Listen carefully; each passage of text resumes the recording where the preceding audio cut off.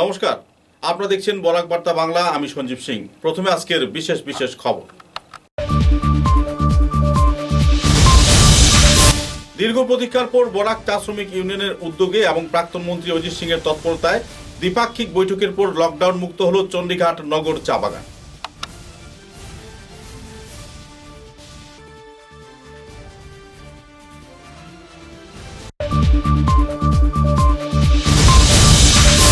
হিন্দিভাষী চা জনসমুদায় মঞ্চ medical entrance পরীক্ষায় উত্তীর্ণ ছাত্রছাত্রীদের প্রতি সরকারের অন্যায়ের বিরুদ্ধে ব্যক্ত করলেন ক্ষোভ। অতি সত্বর ব্যবস্থা না নিলে বৃহত্তর আন্দোলনের দেওয়া হলো হুমকি।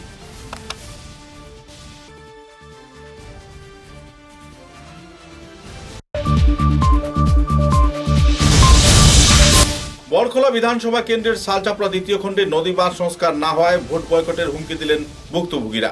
নদী থেকে চলছে অবৈধ বালি উত্তোলন।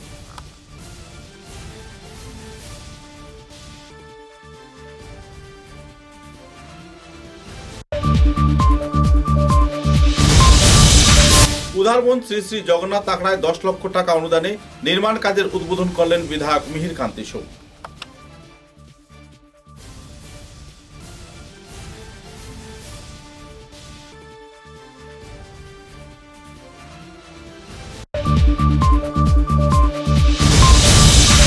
বরাক উপত্যকায় সিন্ডিকেট চক্রের মাধ্যমে গুয়াহাটিতে টাকা পাঠাচ্ছেন বরাকের বিজেপি নেতা মন্ত্রীরা, দাবি করলেন করিমগঞ্জ কংগ্রেস দলের জেলা সভাপতি সতু রায়।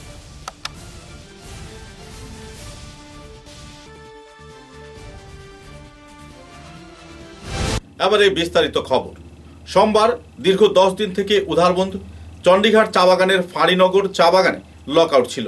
আজ দুপুর 2টায় বরাক চা শ্রমিক ইউনিয়নের সাধারণ সম্পাদক অজিত সিং ও ইউনিয়নের সকল সদস্য এবং চণ্ডীঘাট চা বাগানের কর্তৃপক্ষদের সম্মিলিত উদ্যোগে এক সভা আয়োজিত করা হয়। সভায় শ্রমিকদের এক সমাধান সূত্র বের করা হয়। টানা 1 ঘন্টা আলোচনার পর সিদ্ধান্ত ক্রমে গ্রহণ করা হয় যে আগামীকাল থেকে চা বাগান খোলা থাকবে। শেষ পর্যন্ত চা বাগান কর্তৃপক্ষ শ্রমিকদের পূর্বের ন্যায় তলব, রেশন ইত্যাদি দেবেন বলে স্বীকার করেন। শেষ পর্যন্ত বরাক চা শ্রমিক ইউনিয়ন এবং চণ্ডীঘাট চা বাগান কর্তৃপক্ষের সম্মিলিত প্রয়াসে লকডাউন তুলে নেওয়ায় শ্রমিকদের মধ্যে অনেকাংশে খুশির উৎসব দেখা গেছে। না, আজকে চণ্ডীঘাট বাগানের জেনারেল ম্যানেজার অফিসে আমি এবং আমাদের ইউনিয়নের কর্মকর্তারা, চণ্ডীঘাট বাগানের বাগান পঞ্চায়েত, নগর বাগানের বাগান পঞ্চায়েত, আমাদের জিএম, আমাদের পঙ্কজ ধর মহাশয়, আমরা সবার চেষ্টায় আজকে 2টার সময় মিটিং আরম্ভ হয়েছিল, এখন 3টে বাজছে। আজকে আমাদের সমাধান হলো এবং কালকে থেকে বাগান খুলবে। কালকে বিকালে রেশন পাওয়া যাবে এবং আমাদের মধ্যে যে ভুল বুঝাবুঝি হয়েছিল সেই ভুল বুঝাবুঝি কথাবার্তার আলাপ আলোচনার মাধ্যমে সমস্যার সমাধান হলো। দীর্ঘ 10 দিন ধরে আমাদের বাগান বন্ধ ছিল, সেটা আগামীকালকে খুলবে। এতে অনেক আমাদের সবার ক্ষতি হয়েছে। আমি আশা করি এখন থেকে বাগানগুলো সুন্দরভাবে চলবে। সবাই মিলেমিশে কাজ করতে হবে। আমাদের বাগান ম্যানেজমেন্ট ভালো, আমাদের শ্রমিক পক্ষ ভালো, আমরা সবাই মিলে সেই কাজগুলো করব। অতএব আমাদের যে কাজ করেছে 4-5 দিন, সেটারও বলছে কালকে ওরা সেই রেশন এবং তলব দিয়ে দিবে। অতএব আমার সমস্যার সমাধান হওয়ার জন্য আমি উভয় পক্ষকে ধন্যবাদ জানাই।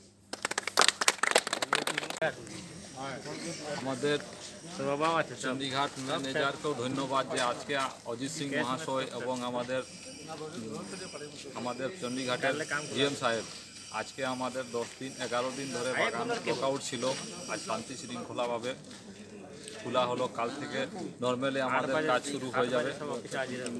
আর বরাক চা শ্রমিক ইউনিয়নের দ্বারা আজ অজিত সিং আজ আমাদের নগর বাগান যতদিন থেকে লকআউট ছিল অনেকেই সাহায্য করেছে, আর্থিক থেকে হোক এবং আমাদেরকে আইন দিয়ে থেকে হোক। আজ উনার দ্বারাই আমাদের বাগান লকআউট খোলা হলো।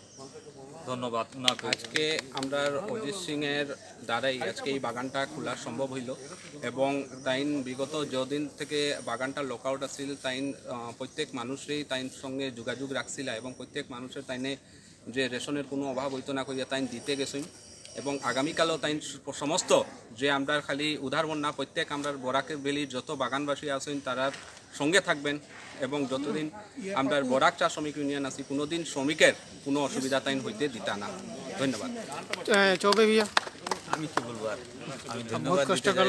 না না, আমি ধন্যবাদ দিতে চাই শ্রমিকদের। এই 10 দিন বাগান বন্ধ থাকাও যে ওনারা শান্তিপ্রিয়ভাবে ওখানে ব্যতীত করেছেন এবং যখনই আমরা গেছি ওনারা সহযোগিতাই করেছেন এবং চণ্ডীঘাটের যে পঞ্চায়েতবর্গ ওনারাও আমাদের হেল্প করেছেন, ম্যানেজার হোক, স্টাফ হোক, প্রশাসন হোক, সবই করেছেন। কিন্তু মেইন দিতে যায় আমাদের অজিত সিং মহোদয়কে, জেনারেল সেক্রেটারিকে। উনির তৎপরতায় উনি আমাকে ডেইলি সকাল হোক, বিকাল হোক, রাত হোক, ফোনে হোক বা আমাকে সত্যি হোক পাঠিয়েছেন, দেখিয়েছেন এবং দৌড়েছি। ওনার মানে দৌড়ার ফলটু আর কি আজকে বাগান খোলায় আমি পেয়েছি, এর জন্য আমি ধন্যবাদ।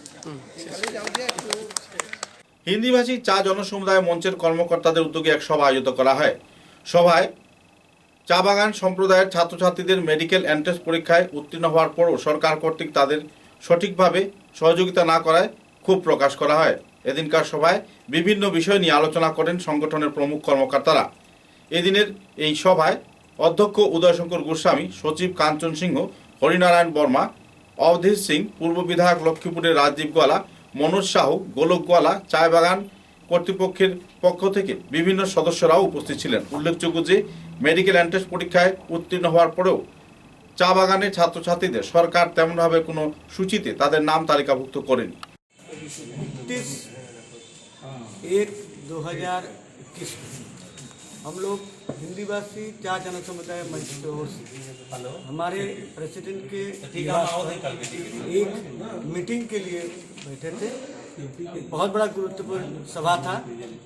इस सभा में हम लोगों का मेन मुख्य उद्देश्य था ये कि यहाँ के जो कैंडिडेट, बगान के कैंडिडेट जिनको MBBS में चांस मिलने के बाद, प्रोविजनल एडमिशन होने के बाद भी सरकार के द्वारा अचानक कि वो बगान के नहीं है ऐसा बोल के रिजेक्ट किया गया है, उसके प्रतिवाद में हम लोग सब बैठे थे। और इस बैठने के बाद यहाँ पे हमारे सभी सदस्य थे, हमारे MLA राजदीप गोवाला भी थे। हम लोगों ने एक निष्कर्ष ये लिया है कि हमारा एक टीम कल शायद गुवाहाटी में अपने मुख्यमंत्री और दूसरे डेलीगेशन से मिलेंगे। इसके अगेंस्ट में इसका प्रतिवाद का, इसका जैसे एडमिशन हो उसके भरपूर चेष्टा की जाएगी। और अगर वो नहीं होता है तो हम लोग एक बृहत्तर आंदोलन की तरफ अपना रुख करेंगे।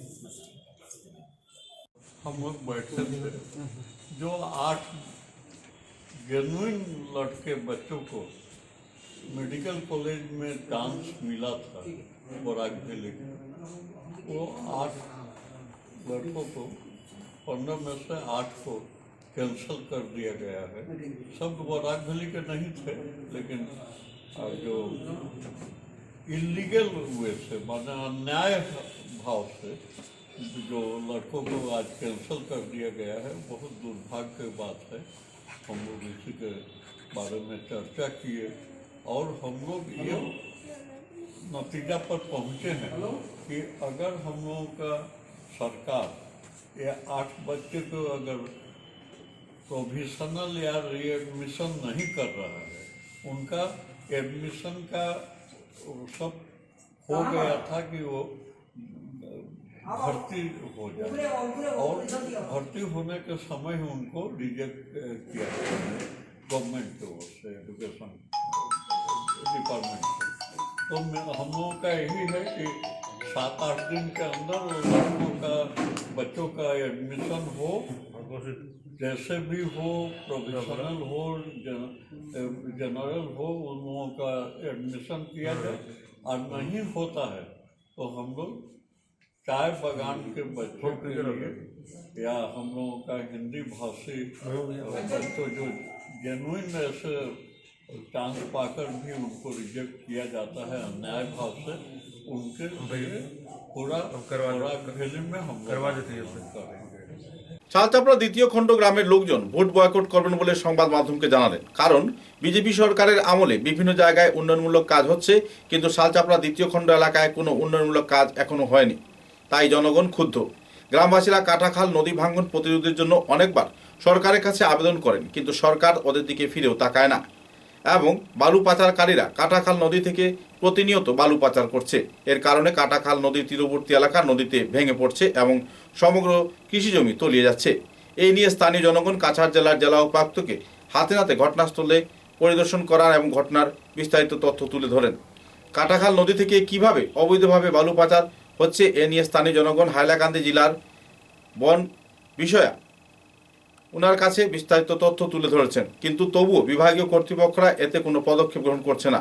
তাই স্থানীয় জনগণ কোনো প্রকারের সহযোগিতা না পাওয়ায় ভোট বয়কট করবেন বলে আহ্বান জানান। পত্রকার এবং সাংবাদিকদের সঙ্গে কথা বলতে গিয়ে তারা বিস্তারিত তথ্য তুলে ধরেন।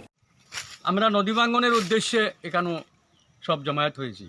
এই যে নদী ভাঙ্গন, এই ভাঙ্গনে আমাদের অবস্থা কীরকম দাঁড়িয়েছে, এই গ্রাম থাকা সম্ভব নয়। যে 2-3টি গ্রাম আমরা আছি, এই গ্রামে বসবাস করা আমাদের পক্ষে সম্ভব হবে না। আর দিনের পর দিন বালি নদীর থেকে অবৈধভাবে বালি উঠানো হচ্ছে, নিষেধও তারা শুনে না। সকাল হইতেই তারা বালি উঠানো আরম্ভ করে এবং অনবরত বালি নিতে আসে, যার ফলে আমাদের ভাঙ্গনটা আরোই বাড়িয়া চলছে। গতিকে আমরা এমত অবস্থায় আমাদের এই গ্রামে বাস করা আমাদের পক্ষে কঠিন হয়ে দাঁড়িয়েছে।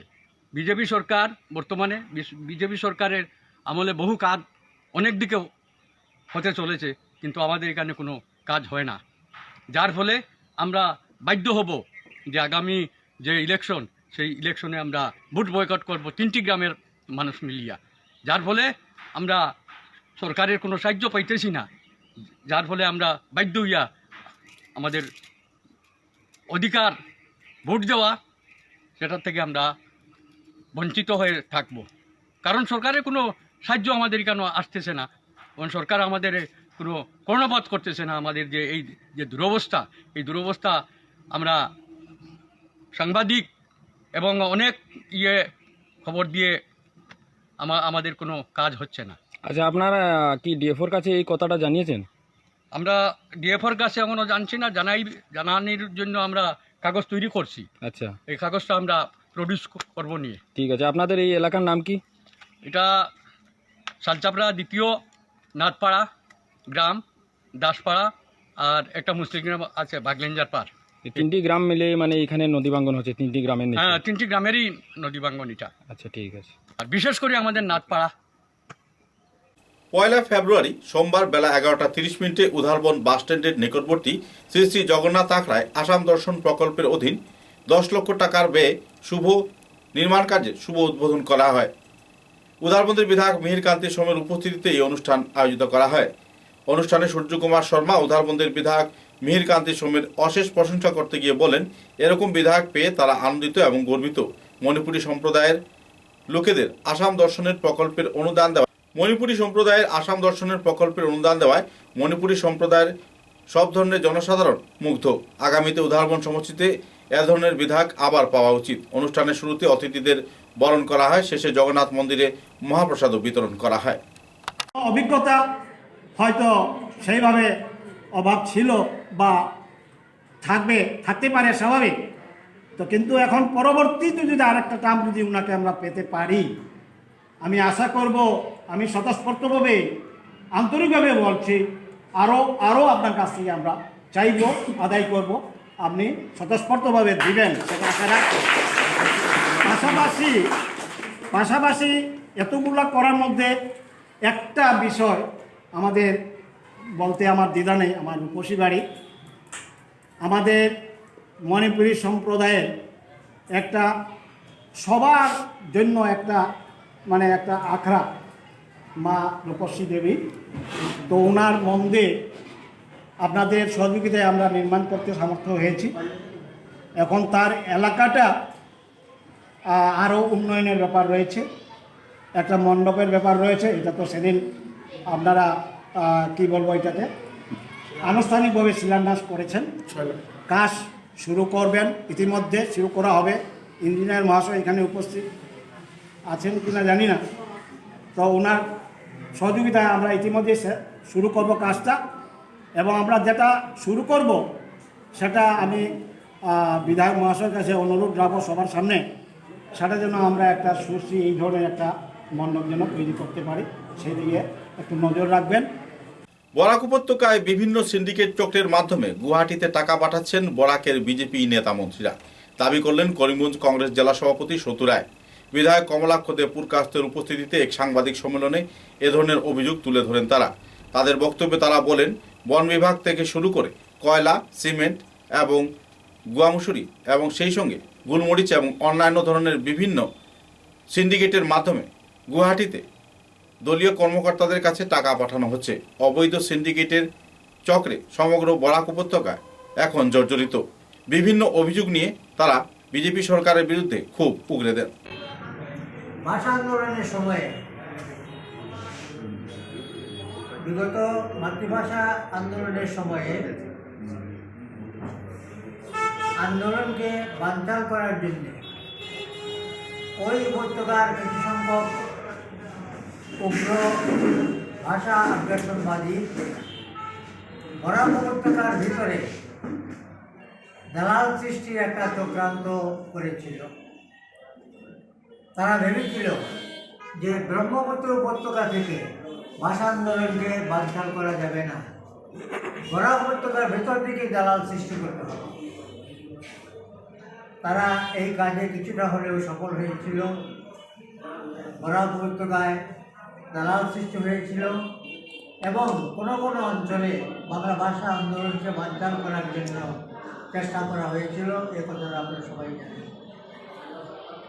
তা বর্তমান সময়ে যারা ভাষা আগ্রাসনবাদীদের বিরুদ্ধে কথা বলছেন না, মুখ বুঝে সব সহ্য করছেন, বিধায়ক যখন বিধানসভার অভ্যন্তর এবং বাইরে ভাষা আগ্রাসনের বিরুদ্ধে সোচ্চার, তখন শাসক দলের নেতারা নিশ্চুপ থাকেন।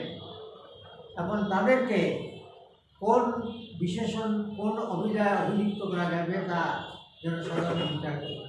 এক্সিকিউটিভ মিটিং অনুষ্ঠিত হলো। মানুষের জীবন স্তব্ধ হয়ে গেল, গাড়ি ঘোড়া সব বন্ধ। সেখানে 12-13 পদের খাওয়ার ব্যবস্থা করা হলো। বিজেপির নেতারা খুব উৎসাহী উদ্দীপনা নিয়ে ওনারা কাজ চালিয়ে গেলেন এবং এমন কথাগুলো বললেন ওনারা যে না, এক্সিকিউটিভ মিটিং হয়েছে, আমাদের আর বরাকের চিন্তার দরকার নেই, আমরা মোটামুটি আমাদের সব সমস্যার সমাধান হয়ে গেল। এখানে আসামের যত ধুরন্ধর যারা আছেন, যারা অর্থাৎ বিজেপির নেতারা করিমগঞ্জে আসলেন, বড় বড় কথা বললেন, লম্বা লম্বা কথা বললেন, কিন্তু আলটিমেটলি আমরা কি দেখলাম যে দুর্নীতিতে যদি নোবেল পুরস্কার দিতে হয়, যদি বিজেপির নেতাদেরকে নোবেল পুরস্কার দিতে হবে, বিশেষ করে বরাকে মেরুদণ্ডহীনতায় যদি নোবেল পুরস্কার দিতে হয়, তাহলে আমার করিমগঞ্জের বিজেপি নেতাদেরকে নোবেল পুরস্কার দিতে হবে। সেই ব্যাপারে সুতও বলেছেন যে আমাদের এই অঞ্চলের বিজেপি নেতাদের কাজ হচ্ছে কি, যে ওনারা সিন্ডিকেট করবেন, টাকা কালেকশন করবেন এবং সেই টাকা ওনারা দিশপুরকে সমঝে দেবেন। সেটাই ওনাদের কাজ, ওনাদের অন্য কোনো কাজ নেই, সেটাই প্রধান কাজ ওনাদের। এবার একটু বিরতির পর বাকি খবর। ঝড় ঝঞ্ঝা যাই আসুক, ছোট বড় যে বাড়িই হোক, এই দেওয়াল সব সহ্য করে, দৃঢ় হয়ে বছর বছর চলে। বরাক ভ্যালির নতুন পরিচয়, দৃঢ়তার আরেক নাম valley cement. Valley strong, very strong. आंधी हो या तूफान, छोटा घर या मकान, ये दीवारें सब झेलता है, मजबूती से सालों चलता है। बराक वैली की नई पहचान, मजबूती का दूसरा नाम valley cement. Valley strong, very strong.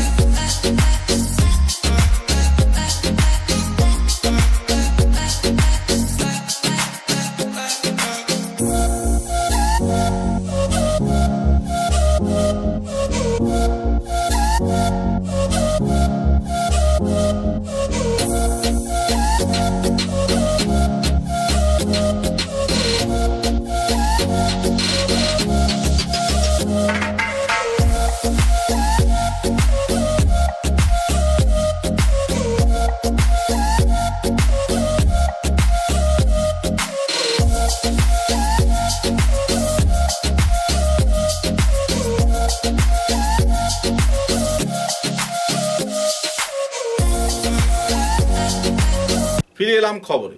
Barak উপত্যকার সীমান্ত জেলা করিমগঞ্জে all Assam minority student union সংগঠনের দ্বিতীয় বার্ষিক অধিবেশন আয়োজন করা হয়। অধিবেশনে বিভিন্ন বক্তারা সংগঠনের বিভিন্ন দিক নিয়ে আলোচনা করেন।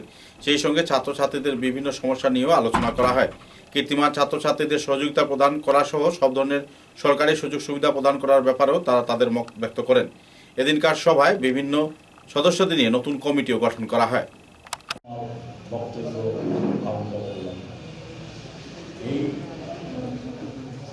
আমি নিজে 70 দশকে একজন ছাত্র নেতা ছিলাম। এই জেলায় জাতীয় ছাত্র ইউনিয়নের প্রতিষ্ঠাতা সভাপতি, যাকে এনএসইউ বলা হয়। পরবর্তীকালে world university NSU founder president ছিলেন এবং সেই সময় সত্যিকারের আন্দোলনে অংশ গঠন করা হয়েছিল। আসামের সংখ্যালঘুরা, ভাষী এবং ধর্মীয় সংখ্যালঘু, বিশেষ করে ব্রহ্মপুত্র উপত্যকায় যারা বসবাস করতেন, তাদেরকে উগ্র জাতীয়তাবাদীরা বিদেশি বলে বহিষ্কার করা এক উগ্র আন্দোলন চালায় এবং এই আন্দোলনকে কেন্দ্র করে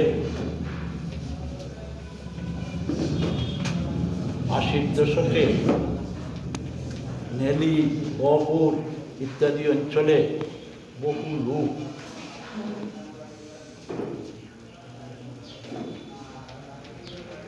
জীবন দান করতে থাকে। উগ্র আন্তর্জাতিকতাবাদীদের মোকাবিলা করতে গিয়ে হাজার হাজার শিশুরা অনাথ হয়েছিল এবং এই শিশুদেরকে রক্ষা করার জন্য তদানীন্তন কংগ্রেস সরকার অজাইতে একটা SOS বিলে প্রয়াত মুখ্যমন্ত্রী সাহেব অতি অল্প সময়ের মধ্যে একটা SOS বিলে, SOS নাম শুনেছিল। সেই বছর পৃথিবীতে ইউরোপিয়ানরা সেবায় অগ্রণীয় ভূমিকা নিয়েছে। পৃথিবীর অনাথদেরকে গড়ে তোলার জন্য SOS ভিলেজ তৈরি করে সমস্ত পৃথিবী ব্যাপিয়া অনাথদেরকে সুস্থ নাগরিক হিসাবে তৈরি করা একটা প্রয়াস আজও অব্যাহত আছে এবং নেলি, গহপুরে আরও বিভিন্ন জায়গার শিশুদেরকে এই আওতায় আনার জন্য প্রয়াত মুখ্যমন্ত্রী। ব্রহ্মপুত্র উপত্যকার উপত্যকাধীন মরার অঞ্চলে এক শিক্ষানুষ্ঠানে অনুপম কলিতা নামের এক ছাত্র গলায় দড়ি দিয়ে আত্মহত্যা করে।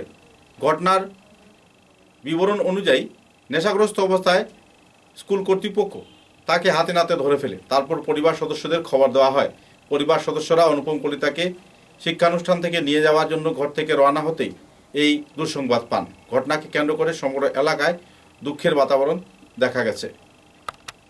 আমাৰ বাল্যবিকাশ বিদ্যালয়ত আজি এটা ঘটন ঘটিলে। অষ্টম শ্ৰেণীত পঢ়ি থকা অনুপম কলিতাই তেওঁ আজি ৰছীয়ে চিপ লৈ আত্মহত্যা কৰিছে। এইটো আমাৰ কাৰণে খুব দুখৰ কথা। তেওঁ আজি ৰাতিপুৱা স্কুল নগৈছিলে আৰু নগৈ পিনে তেওঁ হোষ্টেলতে আছিলে আৰু হোষ্টেলত থাকোঁতে আমাৰ হোষ্টেলত কোনো নথকা অৱস্থাত তেওঁ আজি আত্মহত্যা কৰিলে। কিছুদিন পূৰ্বে তেওঁলোকে মানে এই আপোনাৰ ডেণ্ড্ৰাইট জাতীয় বস্তু এটা সেৱন কৰিছিলে। তো সেৱন কৰাৰ কাৰণে তেওঁলোকক আমি গাৰ্জেন মাতিছিলোঁ আৰু গাৰ্জেন মাতি পিনে তেওঁলোকক ইনফৰ্ম কৰিছিলোঁ যে এই কথাটো এনেকুৱা হ'ল। আমি লগত তেওঁলোকক ইনফৰ্ম কৰা হৈছিলে, কিন্তু 4জন ছাত্ৰৰ গাৰ্জেনে আহি পিনে তেওঁলোকক লৈ গৈছিলেহি। কিন্তু অনুপম কলিতাৰ ঘৰক আমি বাৰে বাৰে ফোন কৰিছিলোঁ, ফোন কৰা স্বত্তেও তেওঁ অহা নাছিলে। আৰু আজিও তেওঁ মানে ৰাতিপুৱা তেওঁ ফোন কৰিবলৈ কৈছিলে আৰু মই নিজেও ফোন কৰিছিলোঁ। ফোন কৰাৰ পাছত তেওঁলোকৰ গাৰ্জেন ইতিমধ্যে আহি আছিলে আৰু আহি থকা কাৰণে তেওঁ কৈছিলে যে মানে কি হ'ল, মই আজি ঘৰৰ গাৰ্জেনো আহিছে আৰু গাটো ভাল লগা নাই, গতিকে মই স্কুল নাযাওঁ। আৰু সেইটো কাৰণে তেওঁ স্কুল যোৱা নাছিলে। আমি যিহেতু স্কুলত মানে টিচাৰ কৰোঁ আৰু সেইকাৰণে আমি স্কুলতে আছিলোঁগৈ সেইখিনি সময়ত, আৰু সেইখিনি সময়তে তেওঁ এই ঘটনাটো ঘটাইছিলে। বহিষ্কাৰ বুলি কোৱা নাই, তেওঁলোকৰ যিহেতু তেওঁলোক অলপ মেণ্টেল ডিপ্ৰেশ্যনত ভুগিছিলে, সেইটো কাৰণে মানে মানসিকভাৱে অলপ অৱসাদ যোৱাৰ কাৰণে আমি তেওঁলোকক মানে ঘৰলৈ লৈ যাবলৈ কোৱা হৈছিলে যে 2 দিনমান ঘৰত তেওঁলোকে থাকক। আৰু সেই অনুপাতে অনুপম কলিতাৰ পেৰেণ্টছকো আমি সেই কথাটো অৱগত কৰিবলৈ আমি জনাইছিলোঁ, মাতিছিলোঁ, কিন্তু তেওঁলোকৰ অহা নাছিল। এই কাৰ্যত কেইজন মুঠতে ছাত্ৰ আছিলে? মুঠতে 5জন ছাত্ৰ আছিল। কাছাড় জেলার ঘুঙ্গুর এলাকায় মাতৃভাষা স্বাভিমান জাগরণ সমিতির উদ্যোগে এক সভা আয়োজন করা হয়।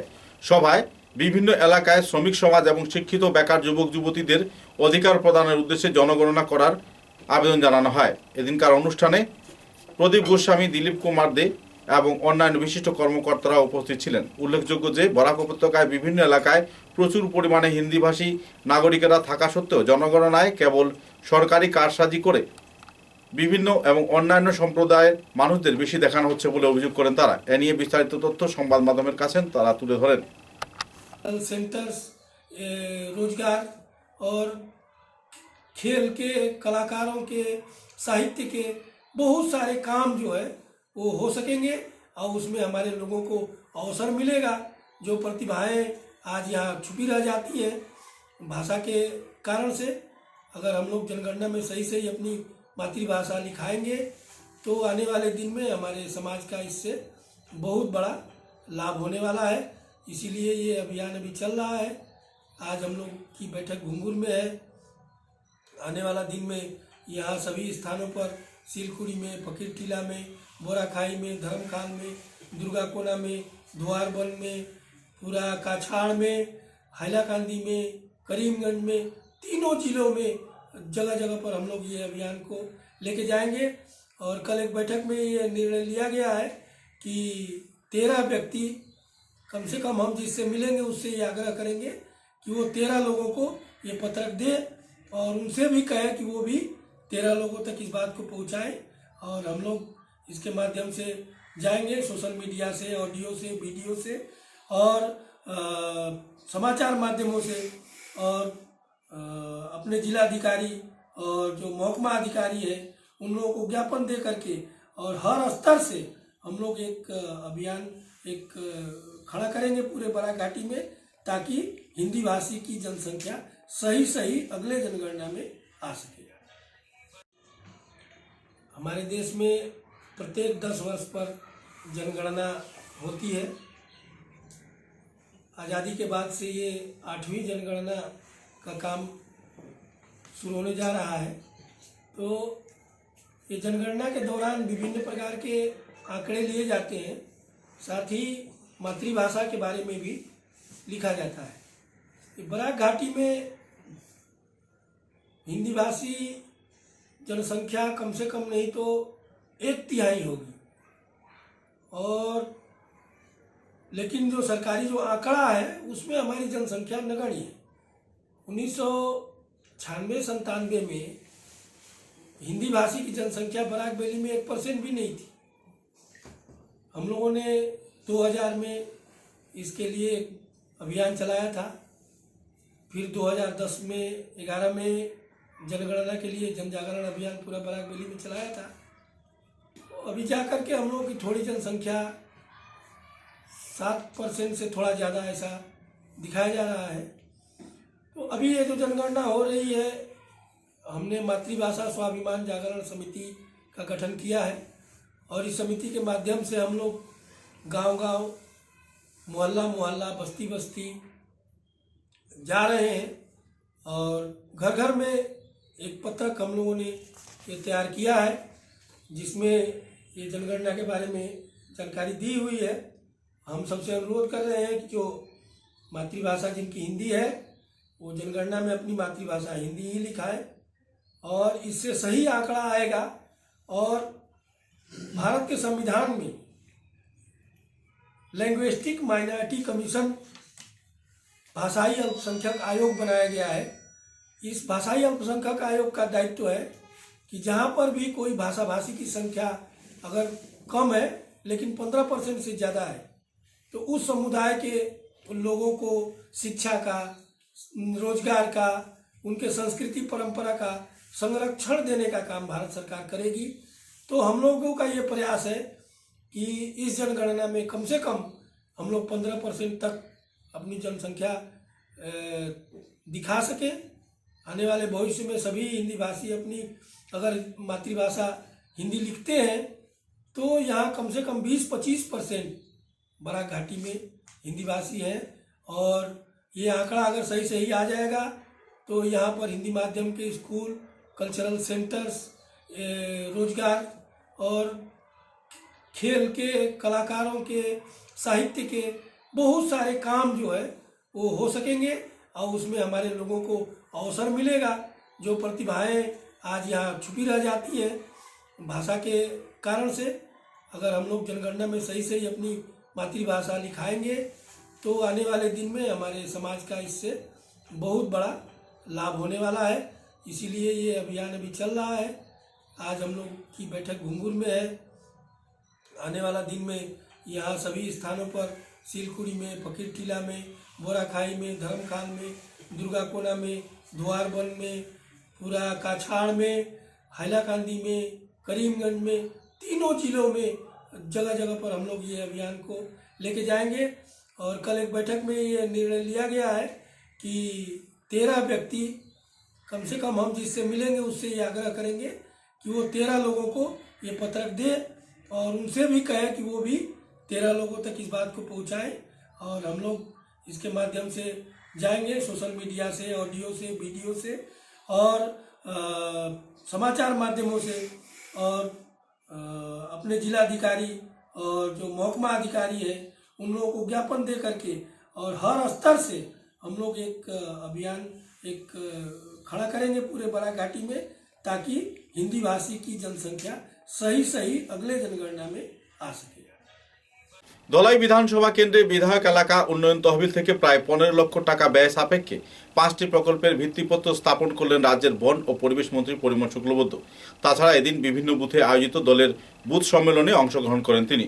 সভাগুলোতে বক্তব্য রাখতে গিয়ে মন্ত্রী পরিমল শুক্লবৈদ্য বিজেপি সরকারের বিভিন্ন উন্নয়নমূলক প্রকল্পের খতিয়ান তুলে ধরেন।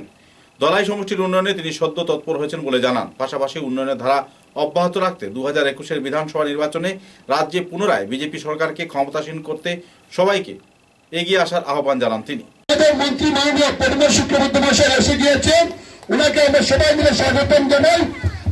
পরিমল শুক্লবৈদ্য স্বাগতম, স্বাগতম, স্বাগতম। পরিমল শুক্লবৈদ্য জি স্বাগতম, স্বাগতম, স্বাগতম। পরিমল শুক্লবৈদ্য আগে চলো हम तुम्हारा साथ है, साथ है, साथ है। परिमल शुक्लबैद्य जी आगे चलो हम तुम्हारा साथ है, साथ है, साथ है। परिमल शुक्लबैद्य जिंदाबाद, जिंदाबाद, जिंदाबाद। परिमल शुक्लबैद्य जी जिंदाबाद, जिंदाबाद, जिंदाबाद। बीजेपी जिंदाबाद, जिंदाबाद, जिंदाबाद। बीजेपी जिंदाबाद, जिंदाबाद, जिंदाबाद।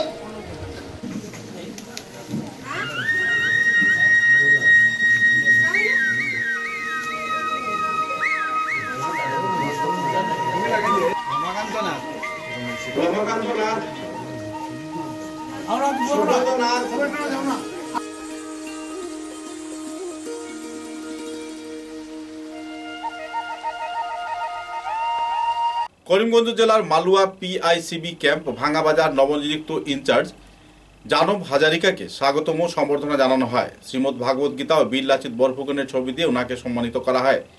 ভাঙা বজরং দল, বিশ্ব হিন্দু পরিষদ এবং দিতোষা এনজিওর যৌথ প্রচেষ্টায় এই অনুষ্ঠান আয়োজিত হয়। উনি যেভাবে সমাজবিরোধীদের ও রাষ্ট্রবিরোধীদের কঠোর হাতে দমন করছেন তা পূর্ণ সমর্থন করে সংগঠনের কর্মকর্তারা ওনাকে সম্বর্ধনা প্রদান করে সম্মানিত করেন।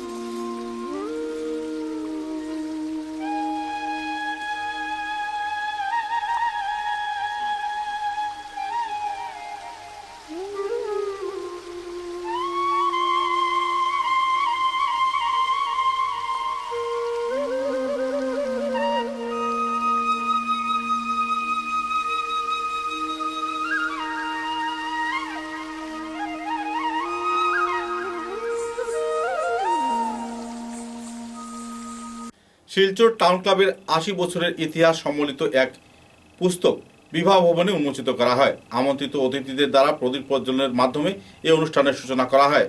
প্রথম এই অতিথিদের সম্মান জানানো হয়। এরপর ক্লাবের সভাপতি দিলীপ নন্দী স্বাগত ভাষণ দেন।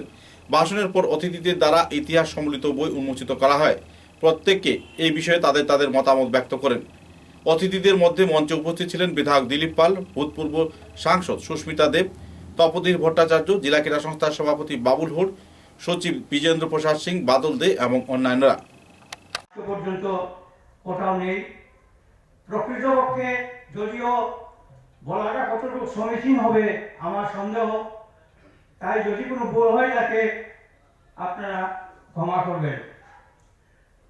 কোনো ক্রীড়া ক্লাবের ইতিহাস আমার জানা মতে আসামের কোথাও নেই, কোনো ক্লাবেরই নেই। তাই বাটুদার একটা ইচ্ছা ছিল যে ক্লাবের একটা ইতিহাস তৈরি করা, কীভাবে আমরা উন্নীত হলাম এই পর্যায়ে এইভাবে করার জন্য। বহুদিন তিনি বলেছিলেন, কিন্তু করা হয়নি। যাই হোক, আমার একটা ইচ্ছা ছিল যে সেই ধরনের একটা কাজ করব, কিন্তু বাধা হয়ে দাঁড়ালো কি যে তখনকার সময় বা বর্তমান সময়েও আমাদের মতো ক্লাবের বিশেষত গ্রামাঞ্চলে বা শহরে বলেন, তাদের কোনো রেকর্ড রাখার কোনো সুযোগ নেই। আমাদের ক্লাবেরও সেই রেকর্ড ছিল না। কিন্তু যেহেতু আমার ব্যক্তিগতভাবে আমার একটু ইচ্ছা ছিল, তাই বাটুদার কাছ থেকে আমি বিভিন্ন সময়ে বসে বসে গল্প ছলে বিভিন্ন খবরাখবর সংগ্রহ করতাম এবং সেটা একটা। খবরের শেষে বরাক বার্তা বাংলার সংবাদ শিরোনাম আরও একবার। দীর্ঘ প্রতীক্ষার পর বরাক চা শ্রমিক ইউনিয়নের উদ্যোগে এবং প্রাক্তন মন্ত্রী অজিত সিং এর তৎপরতায় দ্বিপাক্ষিক বৈঠকের পর লকডাউন মুক্ত হল চণ্ডীঘাট নগর চা বাগান।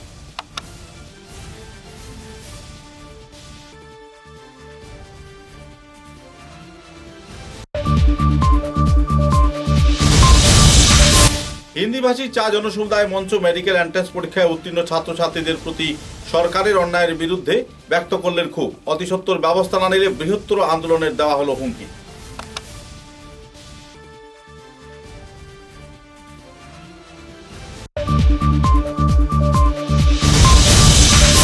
বরখোলা বিধানসভা কেন্দ্রের সালচাপড়া দ্বিতীয় খণ্ডে নদী বাঁধ সংস্কার না হওয়ায় ভোট বয়কটের হুমকি দিলেন ভুক্তভোগীরা। নদী থেকে চলছে অবৈধ বালি উত্তোলন।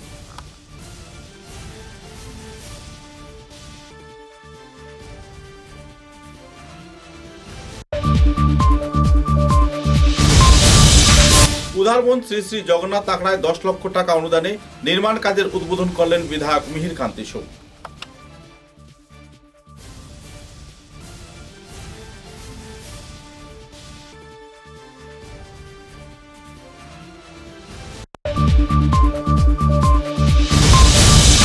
বরাক উপত্যকায় সিন্ডিকেট চক্রের মাধ্যমে গুয়াহাটিতে টাকা পাঠাচ্ছেন বরাকের বিজেপি নেতা মন্ত্রীরা, দাবি করলেন করিমগঞ্জ কংগ্রেস দলের জেলা সভাপতি সতু রায়।